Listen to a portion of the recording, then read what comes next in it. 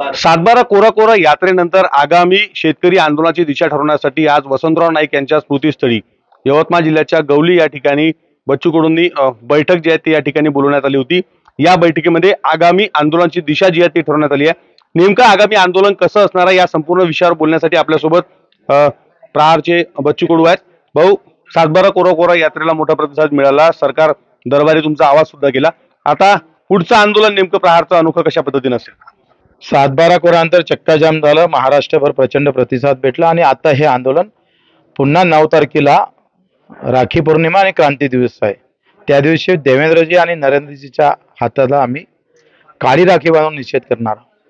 28 जणांसाठी सिंदूर यात्रा निघतं, चांगली गोष्ट आहे, पण 6.5 लाख शेतकरी मेला, त्यांचं सिंदूर पुसल्या गेलं, त्याची खंत काही व्यक्त झाली पाहिजे। ते बोलतही नाही, तोंडावर शब्द येत नाही, याचं दुःख आणि निषेध म्हणून काळी यात्रा, काळी राखी आणि डोक्याला सिंदूर लावून आम्ही त्याचा निषेध करणार आहोत।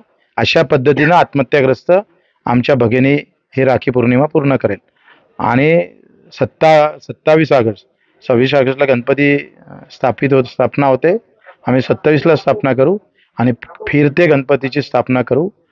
मराठवाड्यात किंवा नागपूरमध्ये त्याची यात्रा होईल, त्यापैकी एका ठिकाणी ही यात्रा 5 दिवस फिरेल आणि विसर्जन मात्र आम्ही कुठे करायचं ते ठरवू। ट्रॅक्टर मोर्चा सुद्धा तुम्ही या ठिकाणी सांगितला सरकारच्या विरोधात।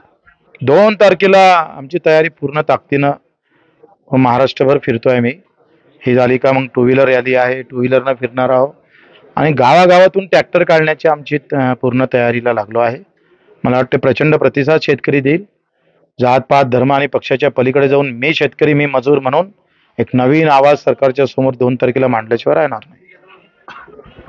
रमीच्या संदर्भात कृषी मंत्र्याचा विषय पुढे आला होता आणि त्यानंतर जर पाहिलं तर चक्काजाम आंदोलन या संपूर्ण संदर्भात झालं, अनेक ठिकाणी पत्ते सुद्धा फेकण्यात आले होते। आज अजित पवारांना कृषी मंत्री भेटले, मात्र त्यांच्या राजीनाम्याच्या संदर्भातला कुठला निर्णय झाला नाही। सरकारमध्ये अजितदादांची दादागिरी संपली आणि पक्षातही आता संपते की काय अशी अवस्था आहे। त्याचं चित्र असं आहे का कोकाटे राजीनामा देत नाही, आखरी घोडं कुठं अडलं। रमी खेळणारा मुख्य कृषी मंत्री आजही का राजीनामा देत नाही, त्याचे मोठे अनेक कोडे असेल। तुम्हाला माहित आहे का, देवेंद्रजी शिवाय आता म्हणजे साधा ठराव जरी एखादा खुर्ची जरी घ्यायची असली मंत्रालयात तर देवेंद्रजीला विचारून घेतल्याशिवाय होत नाही। त्याचा परिणाम आता सत्तेसोबत पक्षावर पडत आहे, त्याचं हे मोठं उत्तम उदाहरण आहे। राज्य मंत्रिमंडळामध्ये अनेक फेरबदलाचे वारे पाहायला मिळत आहेत। काही जे मंत्री आहेत जे वादग्रस्त ठरत आहेत त्यांना बदलवलं जाऊ शकतं असं सांगितलं जातं। मंत्री बदलून काय करणार आहे, धोरणं बदलवले पाहिजे। मंत्री बदलायचा आमच्यावर काय फरक पडणार आहे? कोणालाही करा, आता रमी खेळणाऱ्याला करा, उद्या डायरेक्ट गांजा पिणाऱ्याला करा।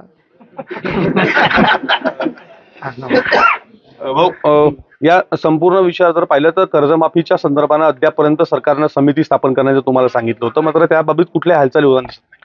समिती स्थापन झाल्यानंतर देवेंद्रजी जे बोलले ना ते फार निषेधार्थ आहे। देवेंद्रजी असे म्हणत होते तर सध्या काही दुष्काळ नाही पडलेला, दुष्काळ पडला तर मग कर्जमाफी दिलं तर थोडं व्यवस्थित होईल। देवेंद्रजी दुष्काळाची वाट पाहत आहे। ज्या ठिकाणी आम्ही बसलो ते वसंतरावने शेतकऱ्यासाठी फाशी घेण्याचा प्रश्न व्यक्त केली होती भावना, आणि ते देवेंद्रजी अधिक किती फाशा घेते याची वाट पाहते, हे मोठा फरक आहे। हरित क्रांतीचा प्रवास आत्महत्यापर्यंत तर आलाच, पण तो आता घरात जाऊन पुन्हा त्याला मारण्याचा प्रयत्न जो सरकारकडून होतोय हा अतिशय निषेधार्थ आहे। देवेंद्रजीकडून ह्या अपेक्षा नव्हत्या। एवढे प्रचंड हुशार आणि विदर्भातला माणूस म्हणून आम्ही त्यांना वेगळ्या नजरेनं पाहत होतो, पण त्यांची नजर शेतकऱ्यांसाठी काही फार चांगली नाही आहे। निश्चित देवेंद्र फडणवीसांची नजर जी आहे ती शेतकऱ्यांसाठी फार चांगली नसल्याची टीका जी आहे ती या ठिकाणी बच्चू कडू यांनी केली। विवेक गावंडे, TVN मराठी, गवली, यवतमाळ।